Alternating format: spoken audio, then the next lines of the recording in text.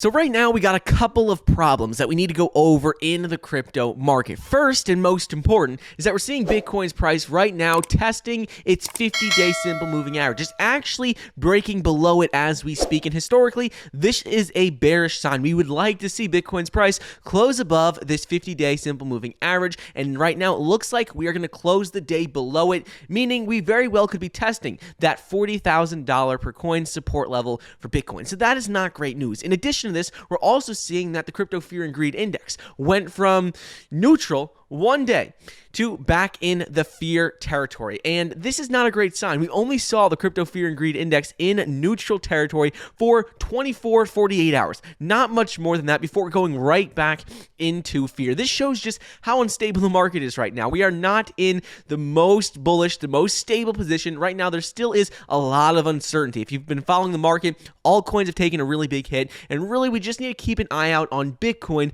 over the next couple of days and see what happens with this 50-day simple moving average. Hopefully, we can close the day above it, and then also what is going to happen with that $40,000 per coin support. But it's not all bad news in the overall market right now. There's a lot of good stuff that is happening in terms of macro events, institutions investing, and overall big picture. So a couple of things going on with big pictures that we have seen Uber and a number of tech companies come out recently say that they're going all in into crypto. If not right now, they have big plans of moving into crypto over the coming months and years. So Uber CEO came out in an interview just the other day, and he says we will absolutely accept Bitcoin when it becomes more environmentally friendly. He came out and explained how right now that they see Bitcoin and other cryptos as quite valuable as a store of value, but they said they are going to hold off integrating it into their business or investing right now simply because of environmental concerns. They said as it becomes more environmentally friendly,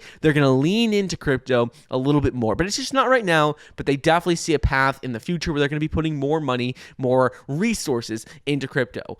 Second thing is going to be with Solana. Solana's had a pretty exciting announcement come out recently from one of its biggest and most upcoming metaverse platforms called Portals. Portals is a metaverse platform built on the Solana blockchain. And the cool thing about this platform is that we've already seen a number of huge companies build headquarters in the metaverse. For example, we have seen that Binance US, FTX US, and many other companies have established headquarters in the Portals Solana metaverse. This is exciting, and we're already starting to see more and more money and resources coming into this space. For example, we have seen that they just recently raised $5 million in seed funding led by Greylock and a couple of other companies that were part of this funding round were Solana Ventures, Alameda Research, Sino Global Capital, and a couple of others. So seeing that Solana's metaverse is starting to gain a bit of traction is something that we like to see, because over the last 12 months, we've seen a lot of Ethereum-based metaverse projects really explode,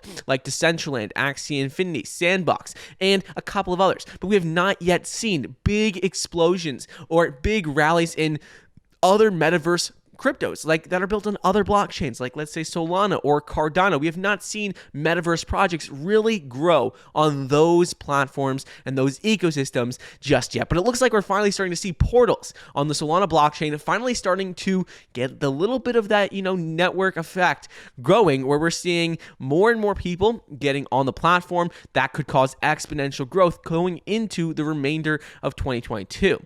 And next thing I want to go over is going to be with Fidelity. Fidelity head of research, digital asset research, came out and said that investors underestimate Bitcoin's huge upside potential right now. And in this report, he goes on to explain how Bitcoin is a must-own for anyone's portfolio, because bottom line is there are thousands of cryptocurrencies out there, but when you look at all of them, which one is going to be around 10, 15 years from now? And based on everything we have seen, he says Bitcoin is a must, because no matter what happens with layer one cryptos and other projects and multi-chain platforms, ultimately he says that Bitcoin is a must-own and is something that is going to be around. No matter what is successful in the crypto market, he believes Bitcoin is always going to be number one. Me personally, I think we could see Ethereum or another layer one crypto overtake Bitcoin in terms of market cap, but I think we will always see Bitcoin in the top three cryptos, if not number one. But I think we very well could see a different layer one crypto overtake Bitcoin. But bottom line is,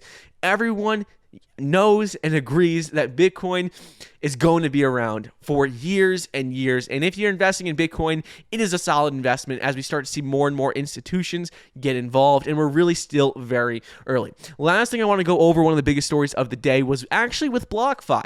So if you're not familiar, BlockFi is a investing platform, allows you to earn passive income really by just storing your crypto on their platform. Personally, I use it for like Bitcoin, Ethereum, and like some USDT. So if you want to check that out, you can generate passive income and interest on your crypto holdings just using the link down below. But one thing that just came out with this platform is that they may have to pay a $100 million fine and stop opening new high-yield Bitcoin accounts altogether. And this would be one of the largest SEC settlements ever paid by a crypto company. And really, this is crazy. It's crazy to see that the SEC is penalizing BlockFi for letting U.S. investors generate, high yield on their Bitcoin, Ethereum, and USDT holdings. This is really crazy to see that all BlockFi was doing was opening high yield accounts for their investors, and the SEC is like, nope, you can't do that. We're going to fine you. So interesting to see this happening. Not great news on that front, but overall, a lot is happening in the crypto market. Short term, a lot of, negative news. Not great news, to be honest with you. Bitcoin does look like it's in a bit of trouble in the short term. We could be retesting that $40,000 per coin, but long term, based on all the news, everything going on with fundamentals, long term, we are still in a great position to buy. So just make sure you ask yourself, what's your time horizon? Are you looking for short term, long term gains? Because short term right now, Bitcoin looks like it very well could drop another 5 to 10% in the coming days very quickly if we close below that 50-day moving average, but long-term, things still look very good. So make sure, if you don't already, follow me on Twitter. I post there multiple times a day about what's going on in the market, but I hope you enjoyed today's video, and I'll see you guys in the next episode. See ya.